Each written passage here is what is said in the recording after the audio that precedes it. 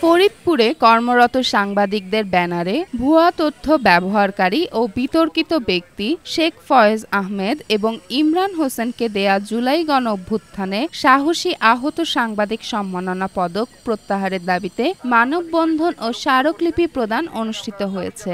ওয়ালটন এখন দেশের সীমানা পেরিয়ে পৌঁছে গিয়েছে 50টিরও বেশি দেশে। ওয়ালটন, ঘরে ঘরে, বিশ্বজুড়ে। রবিবার সকাল 11টায় প্রেস ক্লাবের সামনে অনুষ্ঠিত মানববন্ধনে বক্তারা বলেন, প্রকৃত সাংবাদিকদের বাদ দিয়ে বিতর্কিত ও মামলার আসামি ফয়েজকে পুরস্কার দেয়া সাংবাদিক সমাজকে অসম্মান করেছে। তারা অবিলম্বে ওই পদক বাতিল ও ফয়েজ আহমেদকে গ্রেফতারের দাবি জানান। পরে সাংবাদিকরা জেলা প্রশাসকের কাছে স্মারকলিপি জমা দেয়।